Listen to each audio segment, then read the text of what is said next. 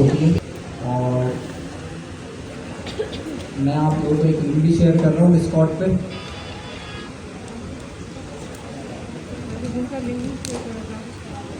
ताकि जो है आज जो हम करें वो आपके पास सेव हो।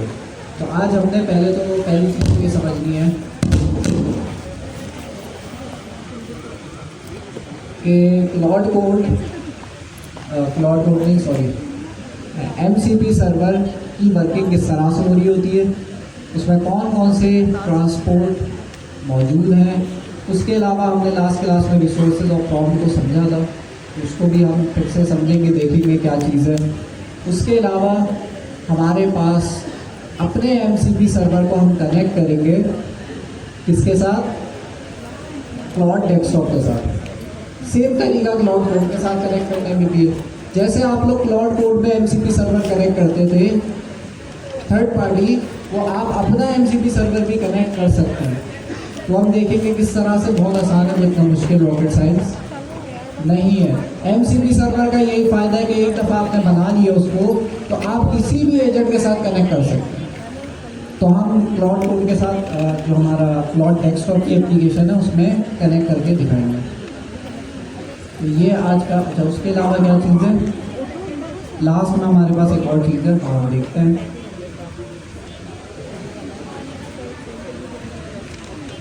ठीक है, हैंड ऑन हो गया।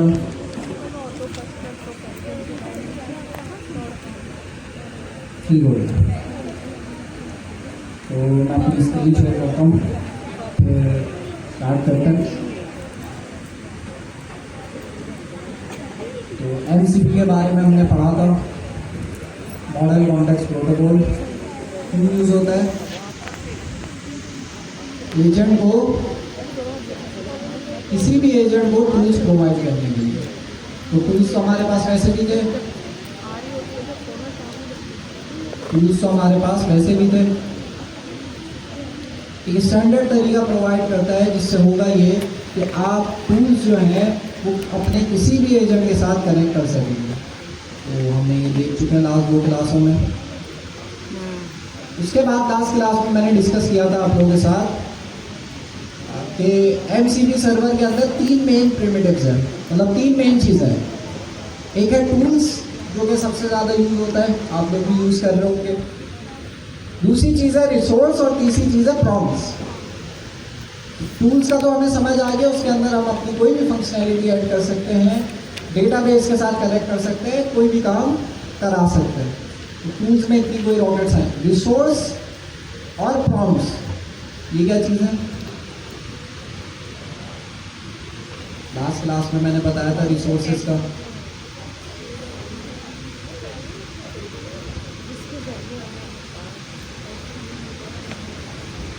जी,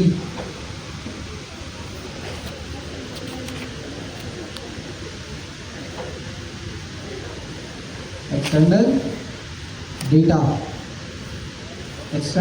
नहीं, लेकिन डेटा प्रोवाइड किस फॉर्म में, जरूरी नहीं है मार्कडाउन की फॉर्म में। रिसोर्सेज जब वर्ड यूज हो रहे हैं यहाँ पे, तो इसका मतलब यह है कि किसी भी तरह की फाइल, जैसे MDSC फाइल हो गई, डॉक्सी फाइल हो गई, PDF की फाइल हो गई, किसी भी तरह की रिसोर्स। तो MCP सर्वर रिसोर्सेज का ऐसा क्या फीचर प्रोवाइड कर रहा है,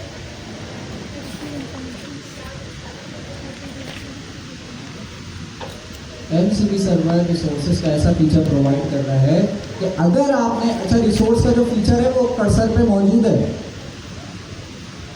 रिसोर्स का जो फीचर है वो कर्सर अगर आप लोगों ने यूज़ किया है उसमें मौजूद है। अगर मैं इसका एजेंट खोलूँ अपना, इवन क्लाउड कोड में भी मौजूद है ये रिसोर्स का फीचर, बहुत आसान है। अच्छा, MCP के साथ मौजूद नहीं है, मैं मिसाल दे रहा हूँ कि MCP में रिसोर्सेज का क्या मतलब है। तो MCP सर्वर हमारे पास एक स्टैंडर्ड जगह हो गई जहाँ से हम टूल्स अपने एजेंट को प्रोवाइड कर सकते हैं। इसी तरह से टूल्स के साथ हम एक और चीज़ प्रोवाइड कर सकते हैं जो कि है रिसोर्सेज। रिसोर्सेज का मतलब ये है किसी भी तरह की फाइल, वो पाइथन की फाइल भी हो सकती है, वो डेटाबेस की फाइल भी हो सकती है, वो किसी भी तरह की फाइल हो सकती है। तो होगा ये कि हमारा MCP सर्वर कुछ इंपॉर्टेंट फाइल्स प्रोवाइड करेगा उनके एजेंट को।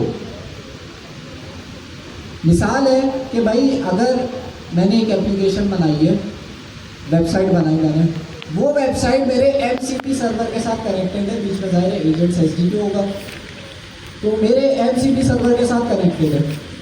अब मैं चाह रहा हूँ कि मेरा MCP सर्वर में जो मैंने रिसोर्सेज डाले, जो फाइल्स डाली हैं, वो यूज़र यूज़ कर सके। और यूज़र किस तरह से यूज़ करेगा?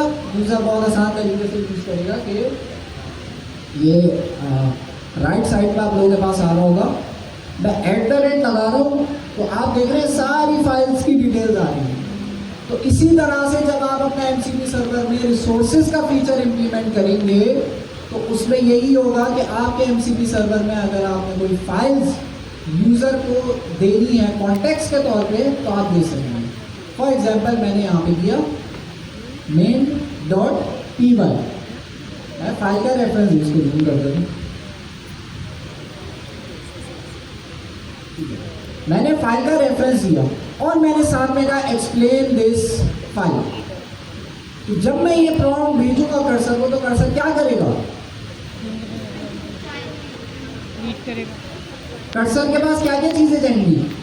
कर्सर का जो एजेंट होगा उसके पास क्या क्या चीजें जाएंगी? फाइल की पूरी डिटेल्स जाएंगी, उसके अलावा एक्सप्लेन किया हमारा प्रॉम्प्ट जाएगा। इससे फायदा क्या हुआ यूजर को? यूजर अपनी इजीली फाइल को क्या कर सकता है? अटैच कर सकता है। वरना क्या होता है, यूजर को पूरी main.py का कंटेंट कॉपी करना पड़ता और यहाँ पे पेस्ट करना पड़ता, तो पूरी फाइल की लाइनें आ जाती हैं। यहाँ पे 17 लाइनें शो कर रहा है। तो इसका शॉर्टकट ये है कि भाई आपके पास MCP सर्वर में रिसोर्सेज का फीचर होता है जो आप इम्प्लीमेंट कर सकते हैं। ये हम इम्प्लीमेंट इसलिए नहीं करेंगे, मतलब इसका कोड मैं दिखा दूंगा, इम्प्लीमेंट करना तो बहुत आसान है। ज़्यादा वर्किंग जो है इसकी ये बिल्ट इन मौजूद नहीं है। जब हम क्लाउड डेस्कटॉप पे भी अभी काम करेंगे ना, तो ये हमारे पास बिल्ट इन मौजूद नहीं है। इसका क्या मतलब है ये आगे चल के मैं आपको बताता हूँ। रिसोर्सेज का जब कोड आएगा तो उसमें मैं आपको समझा दूँगा। कॉन्सेप्ट क्लियर होना चाहिए कि रिसोर्सेज का फीचर क्या करता है। एक ऐसा MCP सर्वर जिसके अंदर आप फाइल्स का एक्सेस दे सकते हैं यूजर्स को। तो यूजर जो फ्रंट एंड में यूज करेगा वो सिर्फ @ लगाएगा, @ लगाते ही उसके पास सारी फाइल्स की लिस्ट आ जाएगी। तो इसमें होता ये है कि यूजर जब @ लगाता है ना, तो जैसे ही वो @ लगाएगा एक रिक्वेस्ट जाएगी कहाँ पे? MCP सर्वर पे। और MCP सर्वर पे जब वो रिक्वेस्ट जाएगी तो जितनी भी फाइल्स हैं, जितनी भी रिसोर्सेज हैं, उसकी एक लिस्ट आ जाएगी आपके पास कर्सर पे, या कोई भी आपका फ्रंट एंड हो सकता है, उसकी लिस्ट आ जाएगी। जैसी वो लिस्ट आएगी वो लिस्ट इस तरह से शो हो जाएगी। फिर जब मैं इस लिस्ट में से कोई भी सेलेक्ट करूँगा फाइल, जैसे main.py, और मैं एंटर दबाऊंगा, तो होगा ये कि पहले हमारी रिक्वेस्ट जाएगी कहाँ पे? MCP सर्वर पे जाएगी। वहाँ से main.py का जो कंटेंट है वो निकाल के फिर LLM के पास जाएगा।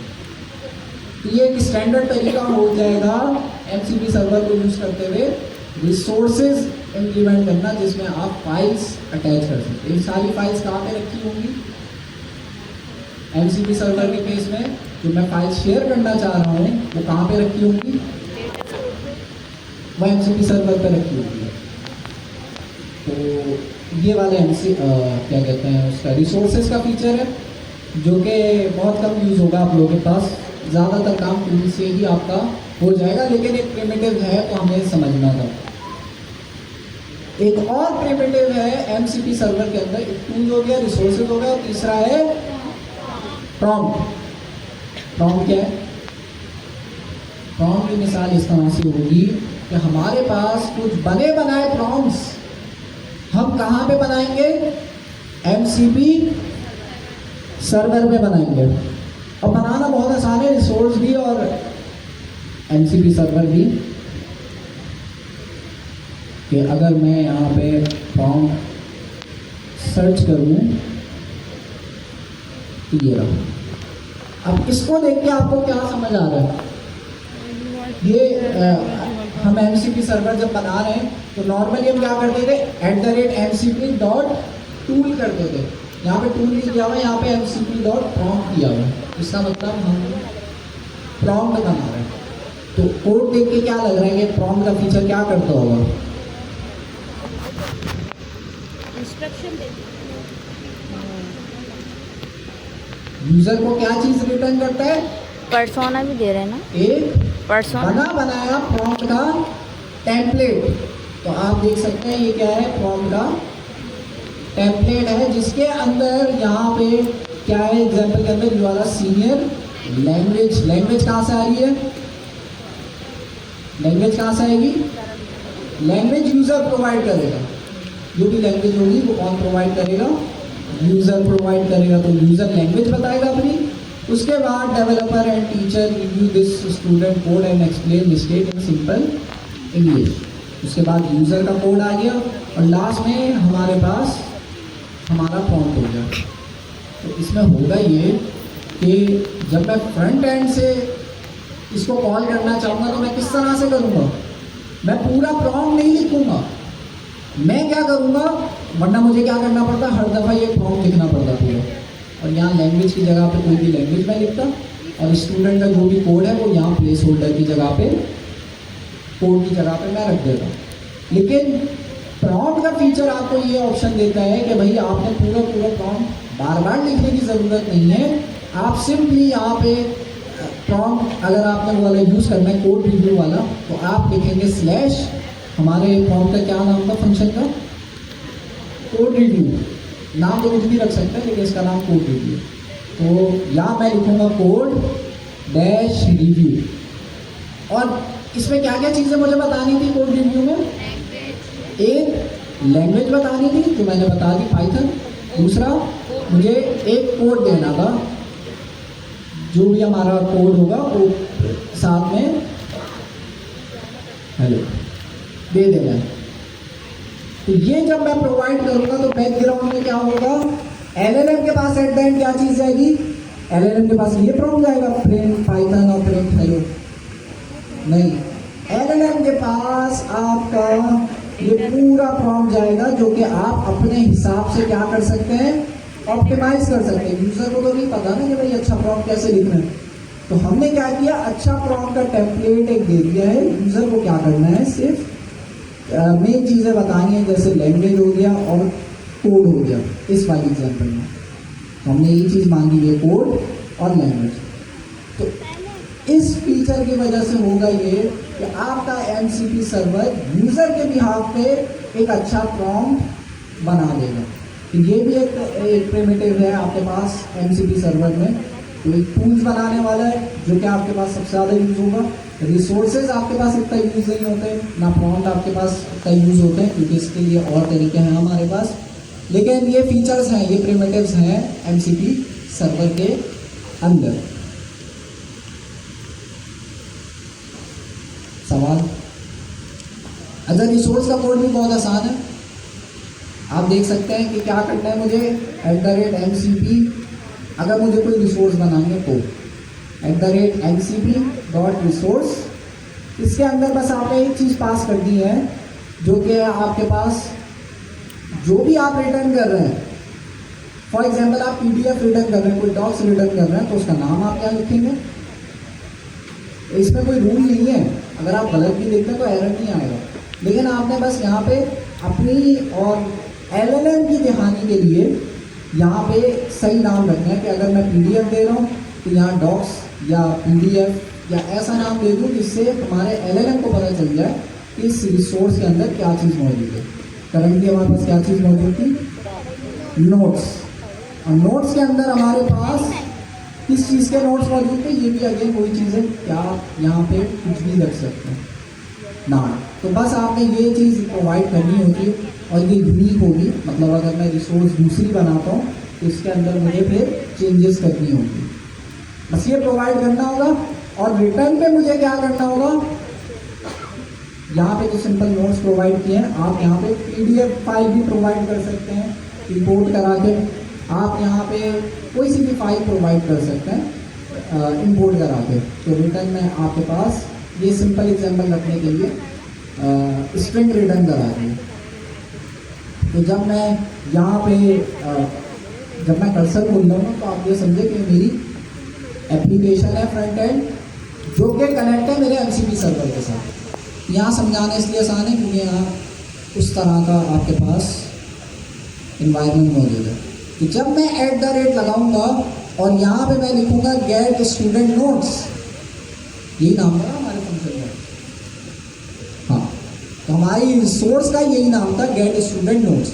तो जब मैं @ गेट स्टूडेंट नोट्स लिखकर एंटर दबाऊंगा तो मेरे LLM के पास क्या चीज़ जाएगी, ये सारी इंफॉर्मेशन जो कि रिसोर्स रिटर्न कर रहा है वो इंफॉर्मेशन जाएगी। और उसके साथ मैं अपना कोई प्रॉम्प्ट भी ऐड कर सकता हूँ, please explain these notes in detail, मैं ये भी ऐड कर सकता हूँ। तो होगा ये कि भाई नोट्स भी जाएंगे स्टूडेंट के और LLM के पास ये मेरा प्रॉम्प्ट भी जाएगा जो मैंने हाईलाइट किया है। तो इस तरह से जो है आपके पास रिसोर्सेज वर्क कर रही होती है। MCP सर्वर ने स्टैंडर्ड तरीका प्रोवाइड कर दिया। प्रॉम्प्ट के बारे में अभी हमने समझा कि प्रॉम्प्ट भी आपके पास स्टैंडर्ड बिल्ट-इन प्रॉम्प्ट्स प्रोवाइड करता है MCP सर्वर के थ्रू, जिसको लिखना भी बहुत आसान है। बस प्रिमिटिव जो आपके पास डेकोरेटर यूज होगा @mcp.prompt। जी आप अभी आई हैं, आपके लिए तो सुबह की क्लासें रखवाई हैं हमने, आप लेट आ रही हैं। आपने ही बोला था ना सुबह रखवाने के लिए। तो कौन आगे इसको क्विकली 2 मिनट में फाइंड अप करेगा?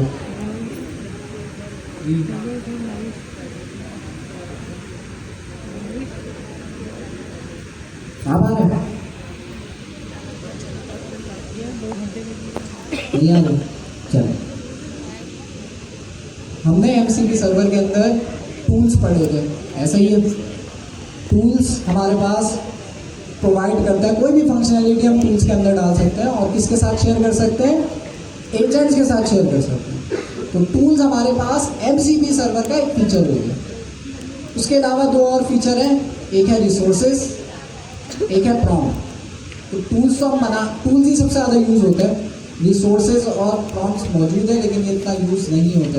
आपने देखा होगा MCP सर्वर में आज तक आपने रिसोर्सेज और प्रॉम्प्ट्स यूज़ नहीं करे, लेकिन ये है MCP सर्वर का फीचर। रिसोर्स क्या करता है कि अगर आपने LLM को कोई फाइल प्रोवाइड करनी है MCP सर्वर के थ्रू, तो आप रिसोर्स बनाएंगे उस फाइल की। फॉर एग्जांपल, मुझे अगर कोई PDF प्रोवाइड करनी है अपने LLM को, तो मैं किस तरह से प्रोवाइड करूँगा, फंक्शन बनाऊँगा, @MCP रिसोर्स लिखूँगा, इसके अंदर जो भी मेरे PDF का लिंक होगा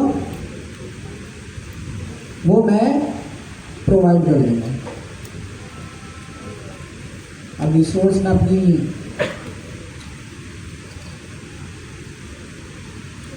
PDF का जो भी लिंक होगा वो प्रोवाइड कर दूँगा। तो होगा क्या इससे कि अच्छा, इसका जो तरीक़ेकार होता है सही वो ये होता है कि PDF का जो भी कंटेंट है वो मैं निकालूँ और वो रिटर्न करूँ। मैंने यहाँ लिंक रिटर्न कर दिया जो कि गलत है, लेकिन आप समझ लें कि भाई यहाँ पे PDF का कंटेंट मैं रिटर्न कर रहा हूँ, जो भी कंटेंट होगा PDF के अंदर। तो जब मैं ये रिसोर्स बनाऊँगा और मैं इसको लाइव कर दूँगा, तो किसी को अगर मेरी रिसोर्स का फीचर यूज़ करना है तो वो किस तरह से करेगा अपने क्लाइंट में। जैसे ये कर्सर आपके पास मौजूद है, क्लाउड कोड मौजूद है, आपकी कोई वेबसाइट मौजूद है, आपने वहाँ पे रिसोर्स के फीचर को इम्प्लीमेंट करना है जो मेरे MCP सर्वर ने बना दिया है। उसका ये तरीक़ेकार होगा कि आपने ज़ाहिर फ्रंट एंड पे कोड लिखना होगा, ये ऐसी बिल्ट-इन नहीं मिलता आपको। तो इसके लिए आपने एडिशनल काम करना पड़ेगा। क्या काम होगा कि आप @ जैसी लगाओगे, आपके पास तमाम, अभी तो हमने एक रिसोर्स बनाई है ना, वो तमाम रिसोर्सेज की लिस्ट आ जाएगी इस तरह से। तो ये फंक्शनैलिटी आपने इम्प्लीमेंट करनी होती है, बिल्ट-इन नहीं होती। तो अच्छा, @ की जगह आप कुछ और भी लगा सकते हैं। आप चाह रहे हैं एंड का साइन लगाओ तो आए सारी फाइल्स, तो आपकी मर्जी है कि किस फंक्शनैलिटी को आप कस्टमाइज़ कर सकते हैं। नॉर्मली @ से ही हम करते हैं, कर्सर में भी देखें बिल्ट इन @ से या प्लॉट कोड में भी @ तो जैसे ही मैं @ लगाऊंगा तो यहाँ पे मेरे पास एक लिस्ट आ जाएगी रिसोर्सेज की। तो लिस्ट के अंदर क्या क्या चीज़ें होंगी, वो लिस्ट के अंदर मेरे पास ये PDF फाइल होगी और PDF फाइल का कुछ ना कुछ नाम होगा। तो नाम होगा हमारी PDF फाइल का कुछ अच्छा, ये डिक्शनरी में आप रिटर्न करेंगे जिसके अंदर जो है आपके पास PDF फाइल का नाम भी होगा, कुछ इस तरह से आप रिटर्न करेंगे डिक्शनरी में। अब ये मल्टीपल होंगी तो आप ज़ाहिर है इसको लिस्ट की फॉर्म में रिटर्न करेंगे। फिलहाल हमने यहाँ पे नोट्स प्रोवाइड कर दिए, और जब भी यूज़र यहाँ पे @notes लिखेगा तो होगा क्या कि हमारे MCP सर्वर से किसकी रिसोर्स फैच करेगा, वो जो भी नोट्स के अंदर चीज़ होगी, इस केस में हमारे पास PDF फाइल है तो वो हमारे पास रिटर्न हो जाएगी। इसी तरह से मल्टीपल रिसोर्सेज भी हो सकती हैं। यहाँ पे जब मैं नोट्स के साथ लिखूंगा एक्सप्लेन दिस तो होगा क्या, ये पूरी PDF फाइल को एक्सप्लेन करना है। इससे फायदा किसको हो रहा है, फायदा किसको हो रहा है, एंड यूजर को हो रहा है। मतलब एंड यूजर को पूरी नोट्स ही प्रोवाइड करने पड़ रहे हैं, एंड यूजर को सिर्फ क्या करना पड़ रहा है, उस फाइल का रेफरेंस देना पड़ रहा है। तो ये फ्रंट एंड में आप लोगों के पास इंप्लीमेंट होगा, लेकिन रिसोर्स का आपको मकसद समझ आना चाहिए। MCP सर्वर पे कोई भी फाइल आपने अगर शेयर करनी है अपने एजेंट्स के साथ तो MCP में आप रिसोर्स का फीचर यूज़ करेंगे। और MCP में अगर प्रॉम्प्ट्स के फीचर की बात करें तो ये आपको कुछ नहीं, टेम्पलेटेड प्रॉम्प्ट आपको दे दें, क्योंकि अभी हमने डिटेल में समझा कि अगर यूज़र को आप चाह रहे हैं कि यूज़र पूरा प्रॉम्प्ट ना लिखे, आप बना बनाया प्रॉम्प्ट देना चाह रहे हैं, तो उसमें होगा ये कि आप MCP सर्वर का कौन सा फीचर यूज़ कर सकते हैं, MCP.prompt का। तो प्रॉम्प्ट का फीचर यूज़ करते हुए आप क्या कर सकते हैं, यूज़र को एक टेम्पलेट दे सकते हैं प्रॉम्प्ट का, जिससे होगा ये कि यूज़र को सिर्फ लैंग्वेज बतानी होगी और कोड बताना होगा। मतलब कोड आपका जो भी कोड होगा पाइथन का या जावास्क्रिप्ट का वो बताना होगा। बैकग्राउंड में क्या होगा, ये पूरा प्रॉम्प्ट हमने जो MCP सर्वर में बनाया है, ये प्रॉम्प्ट जाएगा एट द एंड LLM में। तो ये प्रॉम्प्ट का फीचर है जो कि किसके लिए फ़ायदेमंद है, एंड यूज़र के लिए फ़ायदेमंद है कि अगर उसने कोई कोड रिव्यू कराना है तो पूरा प्रॉम्प्ट नहीं लिखेगा, वो सिर्फ कोड रिव्यू करके कमांड ऐसे लिखेगा। अब इसके अंदर मैंने आपने नोट किया होगा, मैंने स्लैश लगाया। अगेन स्लैश की जगह आप कुछ और भी लगा सकते हैं, नॉर्मली हम स्लैश लगाते हैं। ये वाली चीज़ भी फ्रंट एंड पे अगर आपकी वेबसाइट है तो उसमें आपने इम्प्लीमेंट करनी होगी, ऐसे बिल्ट-इन नहीं मिलता है। तो स्लैश लगाने से प्रॉम्प्ट्स की लिस्ट आ जाए। तो स्लैश लगाऊंगा तो जितने भी मेरे पास टेम्पलेटेड प्रॉम्प्ट्स हैं उनकी लिस्ट आ जाएगी, जैसे क्रिएट रूल हो गया, क्रिएट स्केल हो गया, क्रिएट सब एजेंट हो गया। इसमें से अगर मैं कोई भी सेलेक्ट करता हूँ तो होगा क्या कि मैं इसको एंटर दबाऊंगा तो क्रिएट रूल के अंदर जो भी टेक्स्ट था वो मेरे पास LLM के पास चला जाएगा। मुझे कुछ यहाँ पे रूल्स डिफाइन करने की ज़रूरत नहीं पड़ेगी। तो यहाँ पे हमारे पास प्रॉम्प्ट्स का ये फीचर है कि आप यूज़र को टेम्पलेटेड प्रॉम्प्ट्स दे सकते हैं, जिससे यूज़र को पूरा प्रॉम्प्ट लिखने की ज़रूरत नहीं पड़ेगी। यूज़र सिंपल आपके पास वो कमांड चलाएगा, इस केस में कोड रिव्यू है तो यूज़र क्या करेगा, स्लैश कोड रिव्यू चलाएगा। तो ये क्या करेगा, आपका कोड रिव्यू वाला जो प्रॉम्प्ट है वो LLM के पास भेज देगा। तो ये दो फीचर्स हैं जो कि MCP सर्वर में है। टाइम कम है, हम इस पर का फोकस नहीं करते क्योंकि ये बहुत कम यूज होता है, जो मेन चीज़ें उसकी तरफ चलता है। ओके, तो ये MCP सर्वर हम पढ़ चुके हैं। MCP सर्वर का आर्किटेक्चर समझना ज़रूरी है, MCP सर्वर किस तरह से काम कर रहा होता है। तो इस डायग्राम को देख, क्या करें इसका, ऐसा नाम नहीं है, इसको मिनिमाइज कर देंगे, कोने में आ रहा है ना।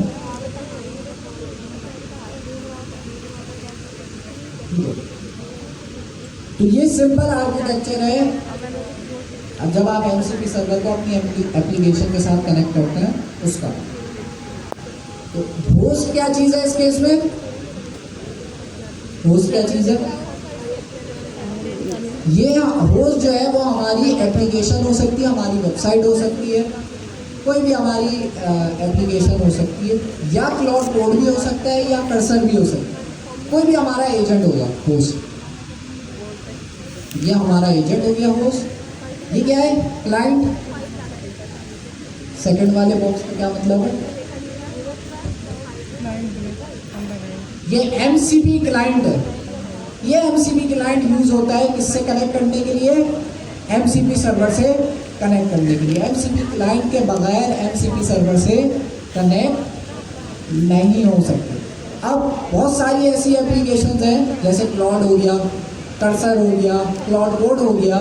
ये एप्लीकेशन क्या करती हैं कि एमसीपी क्लाइंट बिल्ट इन देती है, मतलब आपको क्लाइंट इंप्लीमेंट करने की ज़रूरत नहीं पड़ती, इसमें बिल्ट इन होता है। आपने क्या चीज़ इंप्लीमेंट करनी होती है? MCP server. ये आपने बस एमसीपी सर्वर बनाना है। इस एमसीपी सर्वर को किसी भी आप एजेंट के साथ कनेक्ट कर सकते हो, और एजेंट के अंदर बिल्ट इन क्या मौजूद होता है? एमसीपी क्लाइंट आपके पास मौजूद होता है। ये सिंपल सा आर्किटेक्चर है, और ये इसकी डिटेल भी आ गई। ये मैंने फ्लो बताया कि जब आप एप्लीकेशन बनाएंगे तो उसमें एमसीपी सर्वर को कहाँ कनेक्ट करेंगे। तो ये आपका एजेंट होगा। एजेंट में आपके पास ये सबसे लेफ्ट वाला, ये आपका एजेंट होगा। उसके बाद एजेंट के अंदर आपके पास क्लाइंट होगा, एमसीपी क्लाइंट, जो कि आपकी हेल्प करेगा आपके एमसीपी सर्वर से कनेक्ट करने में, या किसी भी एमसीपी सर्वर से कनेक्ट करने में। अच्छी बात ये जो क्लाइंट है ये बिल्ट इन होता है।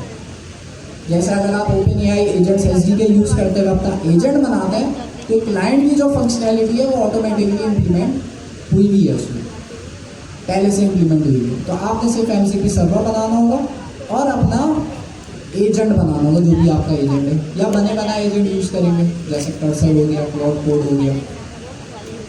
नीचे आ रहा। अब यह है डायग्राम।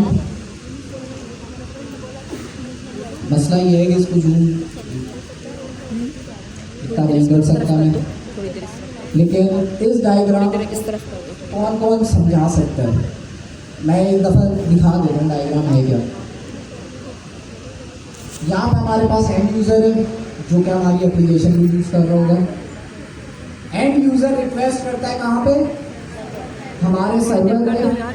सर्वर से रिक्वेस्ट, हमारा सर्वर बेसिकली जो हमारा एजेंट होगा वहाँ पे, तो फास्ट एपीआई को यूज़ करते हुए हमारे सर्वर पे रिक्वेस्ट आएगी, और हमारे सर्वर से रिक्वेस्ट कहाँ पे जा रही है?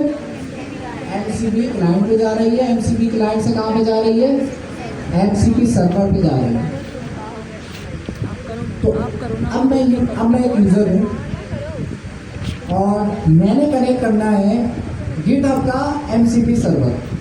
तो मैंने अपने फ्लो के अंदर जो मेरी एप्लीकेशन थी उसमें मैंने गिटहब का एमसीपी सर्वर कनेक्ट कर दिया, और जो LLM मैं यूज़ कर रहा हूँ वो जेमिनाई यूज़ करते थे हम लोग में, लेकिन इस डायग्राम के अकॉर्डिंग मैं कौन सा LLM यूज़ कर रहा हूँ?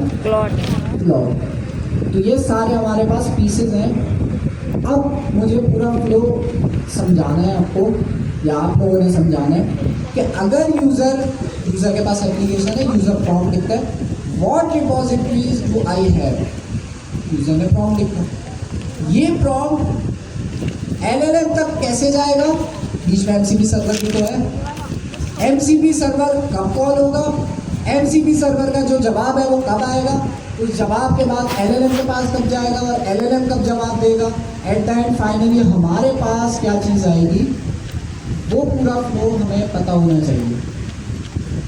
तो ये उसकी पूरी की डायग्राम है कि किस तरह से आपका जो भी टूल्स है वो यूज़ हो रहे होते हैं। तो पहले से कितना पार्ट कौन समझा सकता है? जी, ये पूरा फ्लो है कि आप एक रिक्वेस्ट कर रहे हैं, इतने सारे एरोज नज़र आ रहे हैं ना, बैकग्राउंड में इतना सारा काम हो रहा है। ये नीचे भी मैं करता हूँ, ये देखो ये सारा काम हो रहा है, और एंड में आपके पास रिस्पॉन्स जा रहा है। तो हर एमसीपी सर्वर में पूरा फ्लो चल रहा होता है। तो सिर्फ पहले तो इतना पार्ट को कौन समझा सकता है?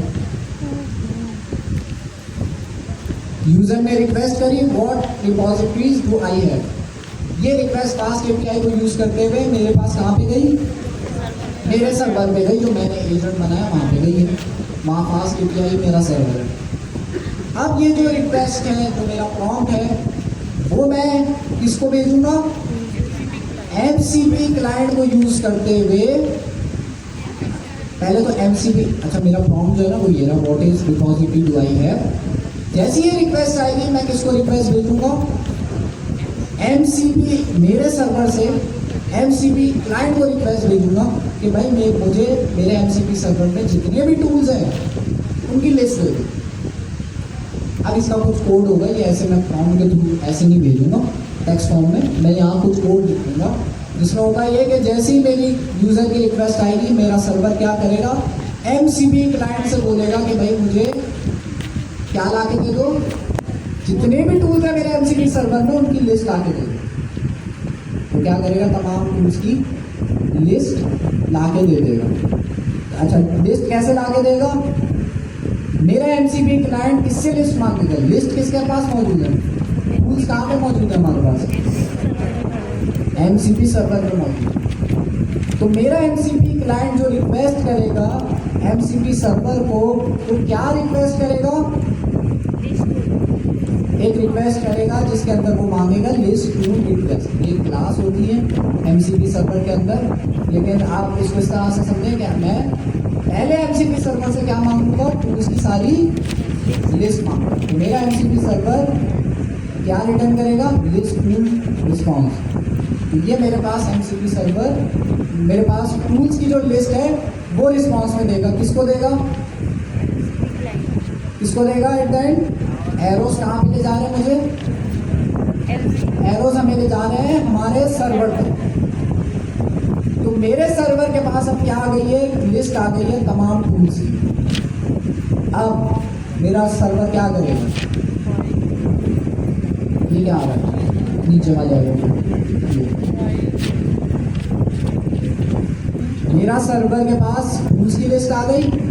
अब मेरे सर्वर के पास क्या चीज मौजूद है, यूजर का prompt, what repositories do I have, user ने जो प्रॉम्प्ट किया। तो मेरा सर्वर क्या करेगा, जो क्यूरी थी, जो यूजर का प्रॉम्प्ट था उसको मिलाएगा किसके साथ, जितने भी एमसीपी सर्वर के टूल्स हैं उनके साथ मिलाएगा। किसको भेजेगा, इसको भेजेगा, ये एरो जा रहा है आगे की तरफ, ये एरो जा रहा है किसके पास, तो प्लॉट किया इस केस में एलएलएम, यहाँ पे जेमिनी भी हो सकता था, यहाँ पे चैट GPT-4 वो भी हो सकता था, कोई भी एलएलएम हो सकता। तो एलएलएम के पास क्या रिस्पॉन्स में जा रहा है, क्यूरी और टूल्स, एमसीपी सर्वर की टूल्स की लिस्ट जा रही है। तो जब ये लिस्ट आपके पास एलएलएम के पास जाएगी तो एलएलएम क्या करेगा, एलएलएम, अच्छा जितने भी हमारे पास टूल यूज होता है, अपने एजेंट्स एसडीके में पढ़ा था, क्या एलएलएम टूल कॉल करता है या एलएलएम बताता है कि ये टूल कॉल करना है, एलएलएम इटसेल्फ टूल कॉल नहीं करता, एलएलएम से बताता है हमारे सर्वर को कि कौन सा टूल यूज करना है, फिर हमारा सर्वर उस टूल को चलाता है। इस केस में एलएलएम ने क्या बताया, टूल यूज की एक क्लास होती है, उसको यूज करते हुए एलएलएम ने हमें बताया, किसको बताया, ये एरो कहाँ तक आ रहा है, हमारे सर्वर तक आ रहा है। हमारे सर्वर को इससे बताया कि टूल यूज करना है, ये वाला एरो, टूल यूज वाला एरो हमारे सर्वर को बता रहा है कि टूल यूज करना है। फिर हमारे सर्वर ने क्या किया, हमारे सर्वर ने किसको रिक्वेस्ट भेजी, एमसीपी क्लाइंट को रिक्वेस्ट भेजी, और उसमें एमसीपी क्लाइंट से बोला जो हमारा टूल है वो कहाँ चलेगा, हमारा टूल रखा कहाँ है, पहले तो ये सवाल है, एमसीपी सर्वर पे, तो चलेगा कहाँ, एमसीपी सर्वर पे। तो हम ये जो टूल यूज की रिक्वेस्ट है वो किसको भेजेंगे वापस, हमारे एमसीपी सर्वर को भेजेंगे। और इस केस में एमसीपी सर्वर किसका है, किसका है, गिटहब का एमसीपी सर्वर। ये जो हमारी रिक्वेस्ट जाएगी वो किसको जाएगी, गिटहब के एमसीपी सर्वर को जाएगी। और गिटहब का एमसीपी सर्वर क्या चीज रिटर्न करेगा, रिस्पॉन्स रिटर्न करेगा, टूल चलाएगा, टूल चलाने के बाद सारी रिपोजिटरीज की लिस्ट इसको दे देगा वापस हमारे सर्वर को। हमारा सर्वर क्या करेगा, वही लिस्ट किसको भेज देगा, वही लिस्ट हमारे पास ये LLM को भेजेगा, क्लाउड को भेजेगा। और जैसे ही क्लाउड को भेजेगा, क्लाउड क्या करेगा, एक अच्छा सा मैसेज बनाएगा और फाइनली हमारा जो मैसेज है योर रिपोजिटरीज आर, सारी रिपोजिटरीज की लिस्ट फाइनली किसको चली जाएगी, हमारे यूजर को। तो इस तरह से पूरा फ्लो चलता होगा बैकग्राउंड में। हमारी रिक्वेस्ट ऐसी नहीं, हमने कॉल किया डायरेक्ट MCP सर्वर पे गई, वहाँ से रिस्पॉन्स आया, हो गया। ये पूरा आर्किटेक्चर है हमारे MCP सर्वर। ये आर्किटेक्चर जब आप रिव्यू करेंगे तो मुश्किल नहीं है, बस आपने ये एरो पढ़ना आना चाहिए इस डायग्राम को कि रिक्वेस्ट कहाँ से जा रही है और कहाँ से वापस आ रही है, वो स्टेप बाय स्टेप अभी हमने देखा। ये पूरा फ्लो होता है आपके पास जब आप MCP सर्वर को यूज़ करते हैं किसी भी एप्लीकेशन में। सवाल, ये मैं नोट्स शेयर कर दिए मैंने, ये नोट्स मैं अपने पास जो लिया कोई आपका जो रिसोर्स का चैनल है वहाँ मैं शेयर कर देता हूँ। नोट्स और रिसोर्सेज के अंदर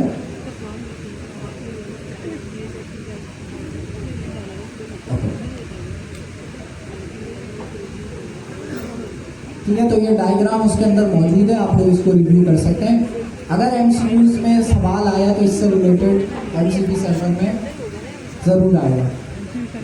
वो सवाल क्या हो सकते हैं कि भाई हमारा MCP क्लाइंट क्या रिक्वेस्ट भेजेगा, तो लिस्ट टूल्स रिक्वेस्ट की पहले रिक्वेस्ट भेजेगा, इस तरह का सवाल आ सकता है। हमारा MCP सर्वर क्या रिस्पॉन्स करेगा, अगर मैं लिस्ट मांगूंगा तो इस तरह का रिस्पॉन्स करेगा। तो ये आ सकता है MCQs में। ये MCP सर्वर इम्प्लीमेंट करना आसान है, लेकिन इसके अंदर जो थ्योरी है वो वाला काम हमने पढ़ना है, क्योंकि हमारा टारगेट है कि MCP सर्वर प्रैक्टिकल तो हमने कर लिया, बहुत आसान है, थ्योरी भी हमें आनी चाहिए जी।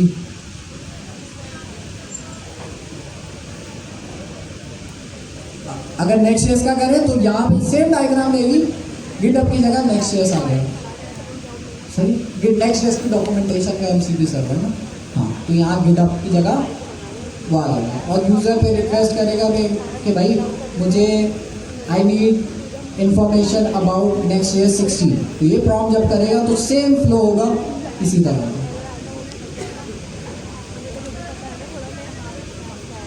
टूल अवेलेबल नहीं हो तो कौन जवाब देगा, फिर डायरेक्ट आपका LLM जवाब देगा।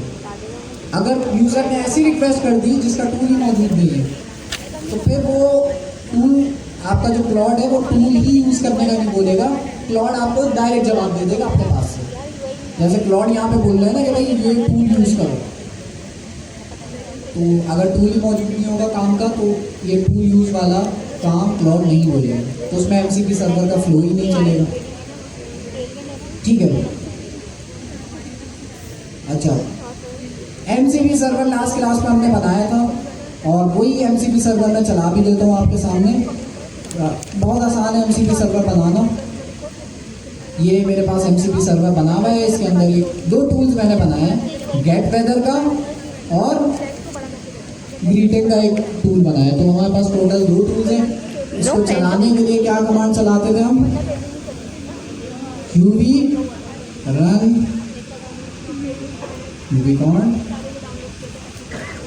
और हमारी फाइल का नाम है मेन, और हमारा जो वेरिएबल है जिसमें स्ट्रीमेबल HTTP यूज हो रहा है उसका नाम है MCP ऐप। MCP app -0। तो ये हमारा MCP सर्वर स्टार्ट हो जाएगा। इस MCP सर्वर को सबसे आसान तरीका क्या है टेस्ट करने का? टेस्ट करने का सबसे आसान तरीका क्या है कि हमने यहाँ पर आना है दूसरे टर्मिनल पे, और हमारे पास MCP इंस्पेक्टर जो टूल है उसको यूज करते हुए क्या करना है, MCP सर्वर को टेस्ट करना है। तो इंस्पेक्टर कैसे चलाते हैं हम लोग, MCP dev फाइल का नाम, तो main.py मेरी फाइल का नाम। तो ये एक टूल है MCP सर्वर ने दिया है जिससे हम अपने MCP सर्वर को टेस्ट कर सकते हैं। तो ये हमारा चल जाएगा अभी, और उसमें फिर हम चला के देखेंगे और कुछ चीज़ें हैं समझने वाली, वो समझेंगे।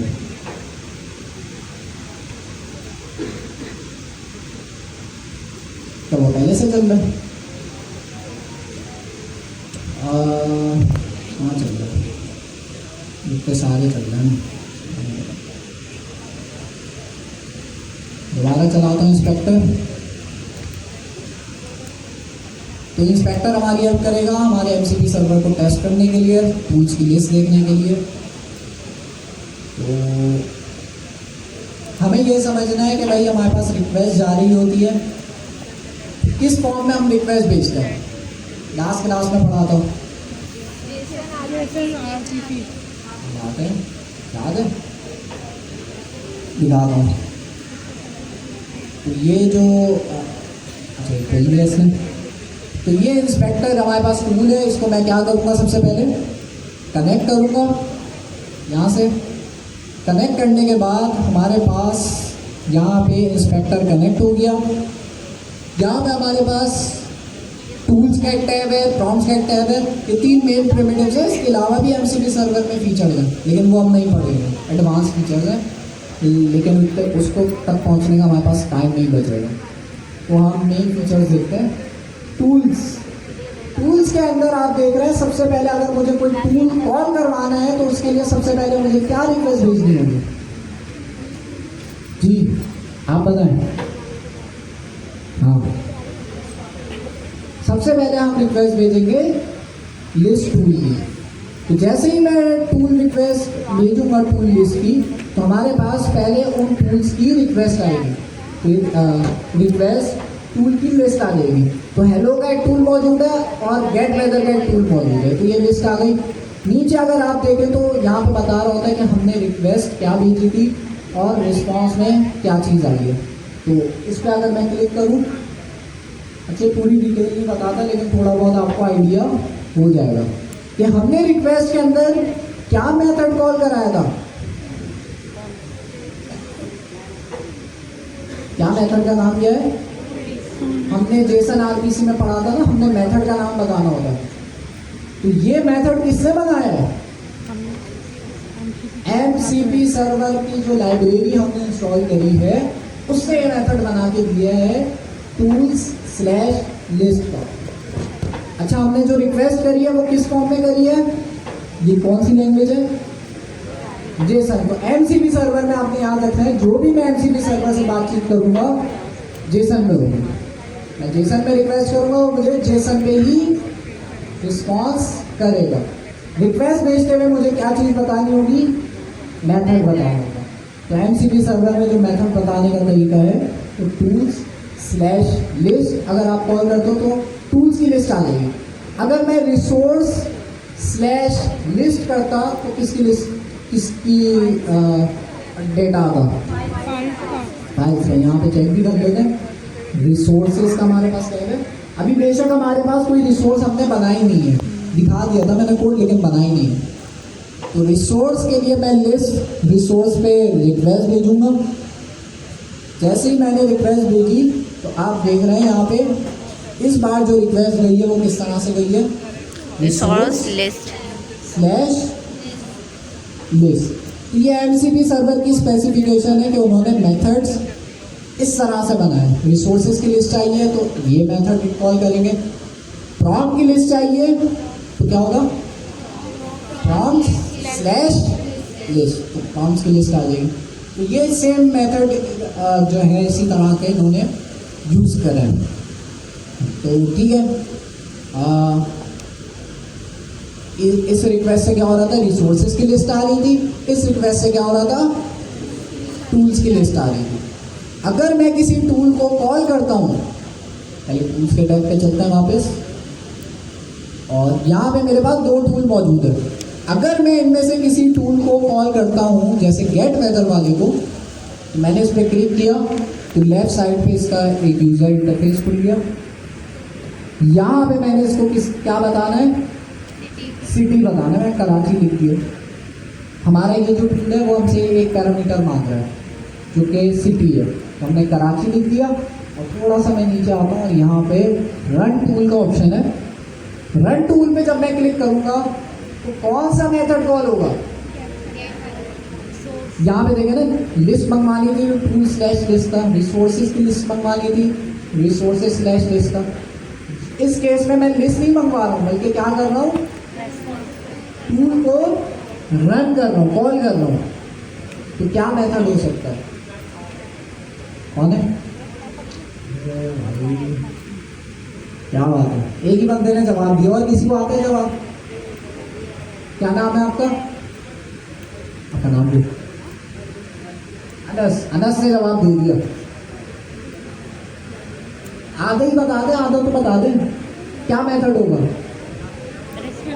जी आप किसको जवाब दे रहे हैं? भाई रात को बातें किया करो, अभी क्लास का टाइम है। पीछे मोबाइल यूज करें जी। क्या है ये रन टूल का? जब मैं कॉल करूँगा तो हमारे पास यहाँ पे मेथड का नाम क्या होगा? तो कई मार दो, टूल को रन कराए। लिस्ट तो लिस्ट लाने के लिए थी, इन्होंने जवाब दिया टूल स्लैश लिस्ट, तो लिस्ट के लिए था।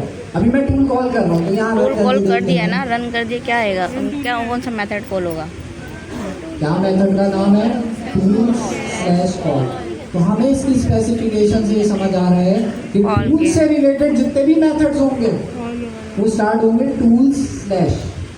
अगर मुझे कॉल कराना हो कॉल का मेथड यूज होगा, अगर मुझे लिस्ट चाहिए तो टूल्स स्लैश लिस्ट। ये सारी रिक्वेस्टें हम अपने एजेंट से कर रहे होते हैं, एजेंट के थ्रू कर रहे होते हैं। ये जो आपको इंस्पेक्टर वाला टूल दिया हुआ है, इससे आसानी ये है कि भाई आपके पास ईजली हमारे पास टेस्टिंग का मौका हमें मिल रहा है। वरना आपकी जो अगला वीक होगा उसमें हम एमसीपी सर्वर को कनेक्ट करेंगे आपका जो एजेंट एसडीके होगा उसके साथ। तो एजेंट्स एसडीके आपको पढ़कर आना होगा, एक दफ़ा रिव्यू करके आना होगा, क्योंकि एजेंट्स एसडीके हम नहीं पढ़ेंगे। हम पढ़ेंगे एजेंट्स एसडीके में एमसीपी सर्वर अपना कैसे कनेक्ट कर सकते हैं। बहुत आसान है, कोई मुश्किल नहीं है। तो हमें ये समझ आया कि कोई भी रिक्वेस्ट हम भेजते हैं उसके अंदर हमें क्या बताना होता है, मेथड बताना होता है। मेथड की जो स्पेसिफिकेशन है सेम तरह की है, टूल कॉल करना है tool slash call.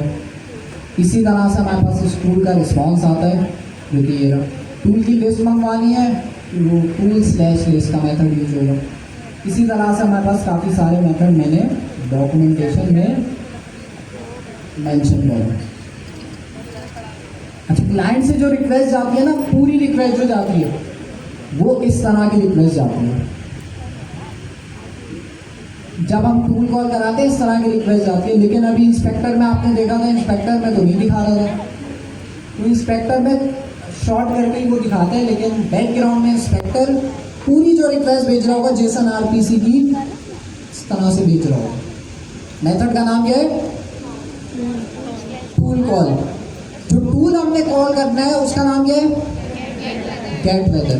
Gate weather के अंदर जो आर्गुमेंट हमने सिटी पास किया है वो क्या है? कराची। तो बैकग्राउंड में जो रिक्वेस्ट जा रही होती है, अगर मुझे पोस्टमैन से रिक्वेस्ट भेजनी है तो मैं इस तरह से भेजूँगी, पोस्टमैन से भी भेज सकता हूँ। लेकिन जो है हमारे पास अच्छी चीज़ ये है कि हमें ये वाला पार्ट करने की ज़रूरत मोस्टली नहीं पड़ती।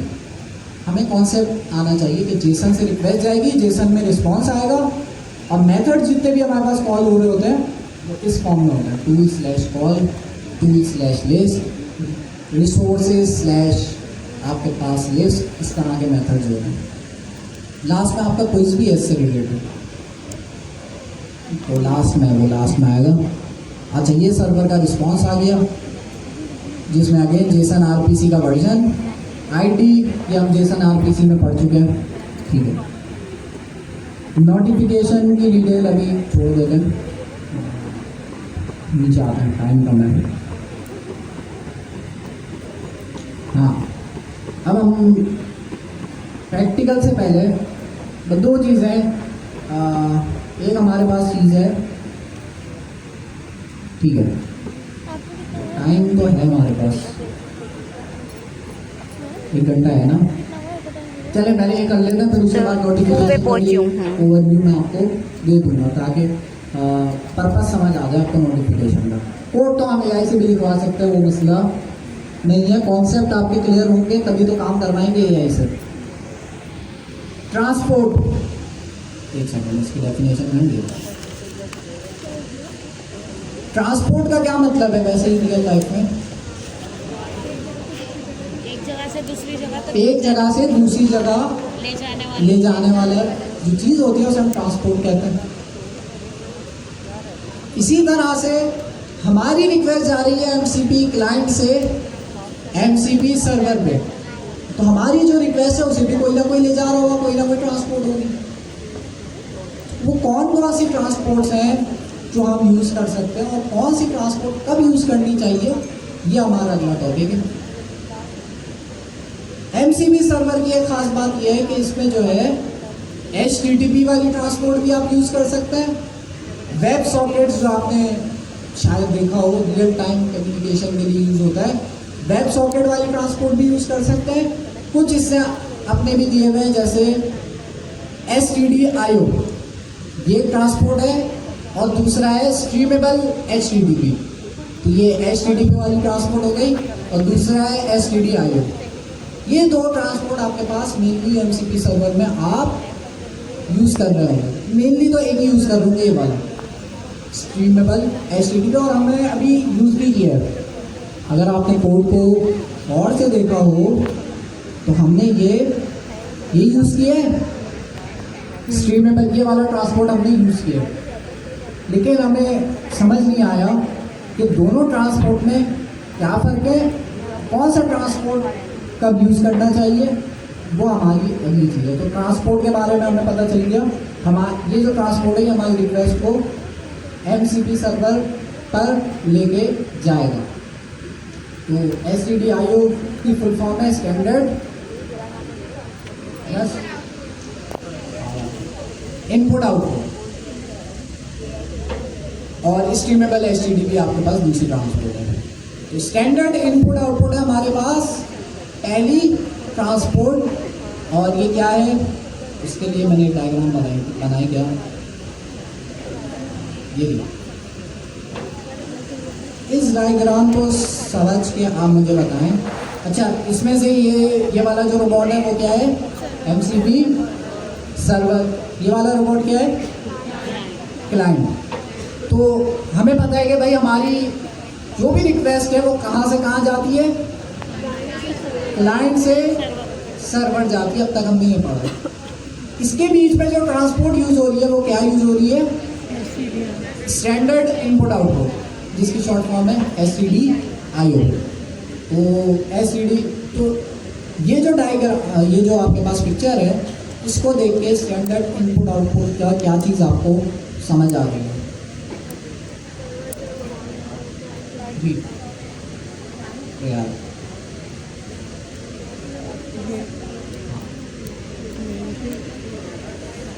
इसमें मल्टीपल चीज़ आपको हो सकता है समझ आ रही हो, कुछ गलत भी हो सकती है, लेकिन बनाए कुछ तो बनाए जी। लाइव कनेक्शन बन रहा है, ठीक है, कनेक्शन सही है। और एक चीज़ इन्होंने बताई, कनेक्शन बन रहा है सबसे पहले, ठीक है, क्लाइंट का सर्वर के साथ कनेक्शन बन गया एक पाइप के थ्रू। और हंसी क्यों आ रही है आपको, गुल्लू भी कर रहे हैं आप, सर्वर को रोजा लगे, ठीक है जी।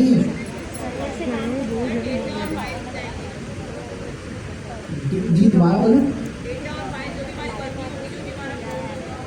जो भी हमारी रिक्वेस्ट होगी क्लाइंट करेगा, कोई भी टूल कॉल की रिक्वेस्ट हो सकती है, टूल लिस्ट की रिक्वेस्ट हो सकती है, तो किसके थ्रू जाएगी, जो पाइप इन्होंने बनाया ना इसके थ्रू जाएगी। मतलब ये ट्रांसपोर्ट जो है स्टैंडर्ड इनपुट आउटपुट, इसके थ्रू जाएगी रिक्वेस्ट, और इसी के थ्रू रिस्पॉन्स आएगा। तो ये तो नॉर्मल सी चीज़ है, ये सिंपल HTTP में भी यही हो रहा होता है कि आप रिक्वेस्ट करते हो, रिस्पॉन्स आ रहा होता है, यहाँ भी वही चीज़ हो रही है। फ़र्क क्या है, एक चीज आप नोट करें, ये बैठे हुए एक ही टेबल पे। जी आप कुछ कह रहे हैं? दोबारा बोलिए। सारी वर्किंग सर्वर पे हुई है, क्लाइंट फेस टू फेस आराम कर रहा कम्युनिकेशन होगा। हो रही है। नहीं फेस तो नहीं मतलब रिक्वेस्ट भेज रहा होगा। हाँ। तो नॉर्मल ट्रांसपोर्ट में भी ऐसे होता है ना, हम क्लाइंट से रिक्वेस्ट भेजते हैं, सर्वर को फास्ट एपीआई को यूज करते हुए वो सारी वर्किंग करते हैं और हमें रिस्पॉन्स भेज देते हैं। इस डायग्राम में क्या चीज, एक चीज ये है कि एक ही जी सर कम्युनिकेट कर रहे हैं। लोकल पे काम करता है, ये काम लिखा हुआ है, तो लिखा हुआ है, लेकिन सही कह रहे हैं, क्यों लोकल पे काम करते हैं ये सवाल है। डिप्लॉय करके भी काम करा सकते हो, लेकिन इसकी एक रिक्वायरमेंट है। रिक्वायरमेंट ये है कि इस डायग्राम में आपने नोट किया कि एक टेबल के अंदर दोनों चीजें मौजूद है, जिसका मतलब ये है कि भाई हमारे पास क्लाइंट भी एक ही जगह पे होगा, सर्वर भी एक ही जगह पे। ऐसा नहीं हो सकता कि क्लाइंट मैंने इस कंप्यूटर में बनाए और सर्वर किसी और ने अपने कंप्यूटर में बनाया, तो मैं अपने क्लाइंट से कनेक्ट कर रहा हूँ उसके सर्वर के साथ। ऐसा नहीं हो सकता। अगर मैं ट्रांसपोर्ट यूज कर रहा हूँ STD-IO, STD जो ये वाली ट्रांसपोर्ट है STD-IO वाली, इसमें पहली शर्त ये है कि आपका क्लाइंट भी उसी जगह पे होना चाहिए जहाँ पे आपका सर्वर है, तभी वो बातचीत कर सकते हैं। दूसरा क्या इसमें खास बात है, हाँ मतलब एक ही कंप्यूटर में एक ही जगह पे। नॉर्मल API जो होती है उसमें ये होता है कि मेरे कंप्यूटर से मैं किसी और की API कॉल कर रहा हूँ, तो वो उसके कंप्यूटर में API बनी हुई है, मैं अपने कंप्यूटर से कॉल कर रहा हूँ, तो ये नॉर्मल HTTP के अंदर होता था। STD-IO का पहला रूल पता चल गया, एक ही जगह होना चाहिए, और एक ही जगह हमारे पास ये पाइप बना हुआ है, पाइप के साथ ये एक एरो बना हुआ है। ये क्या चीज रिप्रेजेंट कर रहा है? सर कम्युनिकेट कर रहे हैं। क्लाइंट रिक्वेस्ट भेज रहा है पाइप के थ्रू, ट्रांसपोर्ट के थ्रू, सर्वर रिस्पॉन्स भेज रहा है।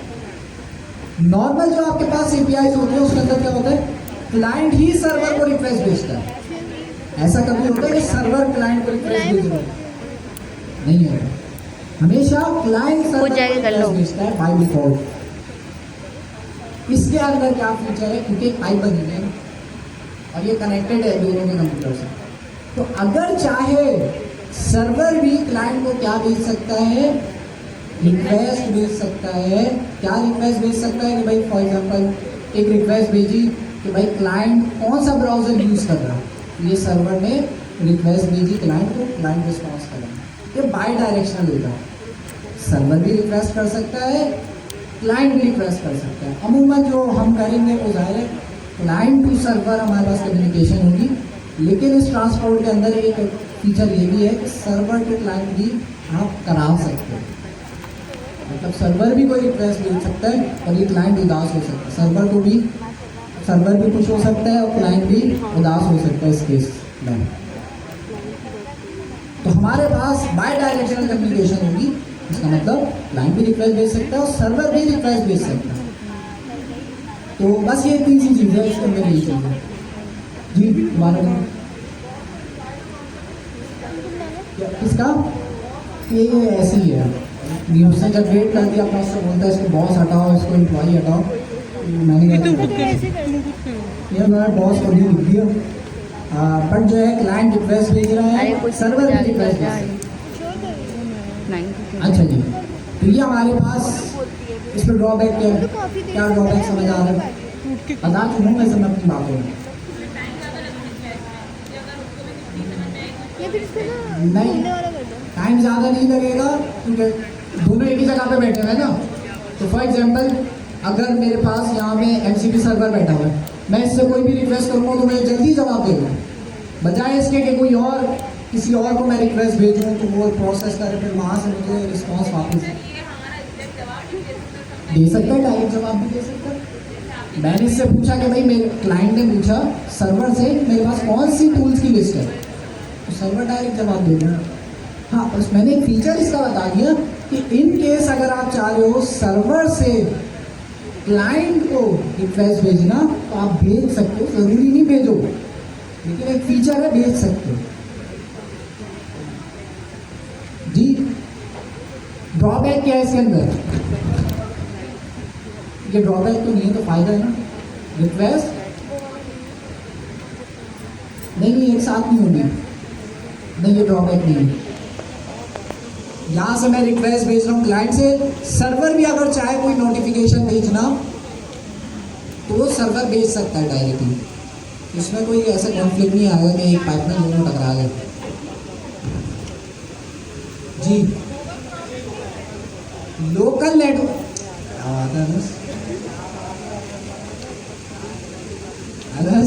नहीं भाई, जवाब दिया है कि लोकल में यूज होगा, वो तो इन्होंने भी दिया था। लोकल में यूज होने का ये मतलब है कि भाई दोनों चीजें एक ही जगह पे चलेंगी, जो कि स्केलेबल नहीं है। इसका मतलब ये है कि अगर मैं इसको उठा के डिप्लॉय भी कर दूं और कल को मुझे एप्लीकेशन को, अच्छा मैंने डिप्लॉय कर दिया, अब मुझे क्लाइंट को और सर्वर को दोनों को एक ही जगह डिप्लॉय करना पड़ेगा, दोनों साथ में डिप्लॉय होगा। लेकिन अगर मैं अपने एमसीपी सर्वर को किसी और एप्लीकेशन के साथ कनेक्ट करना चाह रहा हूं, मैं कर पाऊंगा? नहीं कर पाऊंगा। एक ही एप्लीकेशन के साथ कनेक्ट हो पाएगा, क्योंकि ये सर्वर और क्लाइंट कौन सी ट्रांसपोर्ट यूज कर रहे हैं? STDIO। वो दोनों एक ही जगह कनेक्ट होंगे और एक ही जगह चलेंगे, तो फिर तो फायदा नहीं है ना। तो इसको कहाँ यूज करेंगे? जैसे इन्होंने जवाब दिया कि आप लोकल में अगर आप वर्किंग कर रहे हैं, जैसे अभी हम कंप्यूटर में वर्किंग कर रहे हैं, डेवलपमेंट कर रहे हैं, तो हम उस केस में ये यूज कर सकते हैं। लेकिन प्रोडक्शन में हम ये वाली ट्रांसपोर्ट नहीं यूज करेंगे। हम कौन सी यूज करेंगे? वो अगली वाली है, स्ट्रीमेबल HTTP। तो उसकी भी डायग्राम है, उसकी डायग्राम नहीं है, लेकिन सिंपल है। इसमें इस वाले ट्रांसपोर्ट में ये फायदा है कि मेरा MCP सर्वर कहीं पर भी बैठा हो सकता है और मैं उस MCP सर्वर को कहीं से भी रिक्वेस्ट भेज सकता हूँ। स्ट्रीमेबल HTTP जो है मेरी रिक्वेस्ट लेके जाएगा और रिस्पॉन्स लेकर आएगा। और ये इतना सा सिंपल है। इसमें क्या चीज मिसिंग है जो ऊपर वाले में थी और इसमें नहीं है?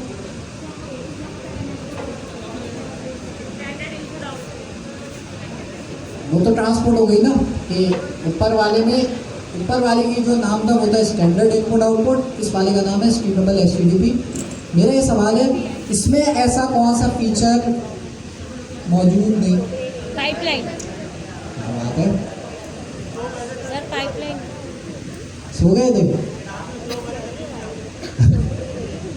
अच्छा, तो हमारे पास यहाँ पे एक फीचर ये मौजूद नहीं है स्ट्रीमेबल HTTP के अंदर कि सर्वर रिक्वेस्ट नहीं भेज सकता। इसके अंदर क्या था? क्लाइंट भी रिक्वेस्ट भेज रहा था, सर्वर भी रिक्वेस्ट भेज सकता था अगर चाहे तो। बाई डायरेक्शनल कम्युनिकेशन थी। स्ट्रीमेबल HTTP में एक ही डायरेक्शन में कम्युनिकेशन होती है। REST API में यही होता है ना, आप रिक्वेस्ट भेजते हैं, रिस्पॉन्स आता है।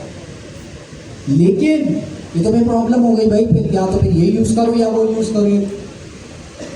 होना क्या चाहिए था? स्ट्रीमेबल HTTP के अंदर भी हमारे पास ये वाला फीचर होना चाहिए था, जिसमें सर्वर क्लाइंट को डेटा भेजे। अब वो कब भेजता है? जब नोटिफिकेशन भेजनी होती है।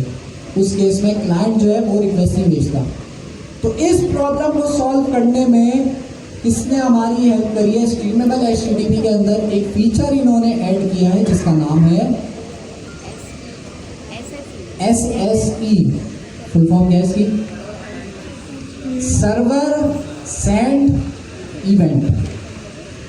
अब ये डायग्राम को समझें। क्या हुआ यहाँ पे?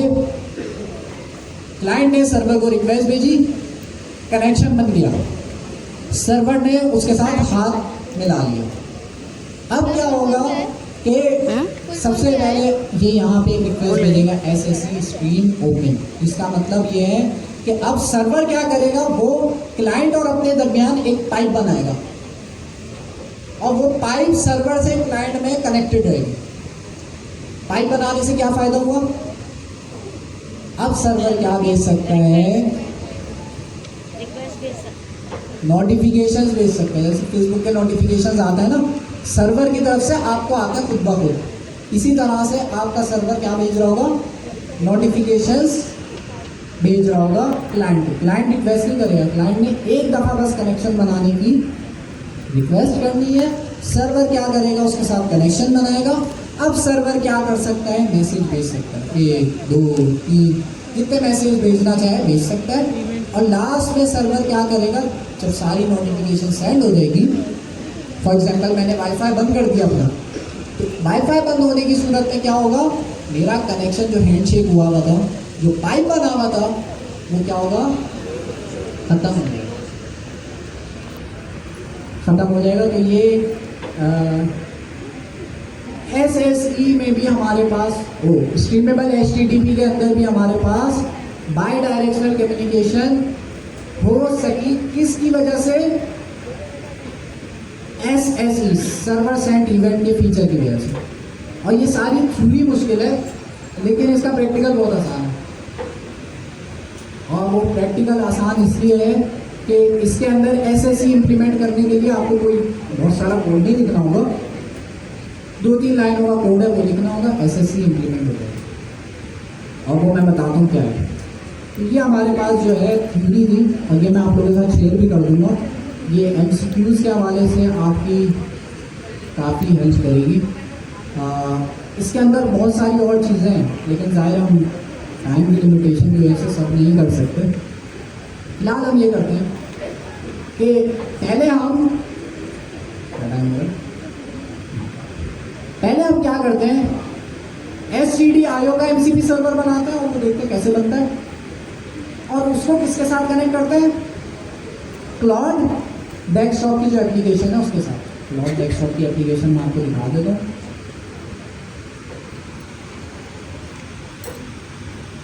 एक सेकेंड, क्लाउड डेस्कटॉप की एप्लीकेशन आपके पास ये रही।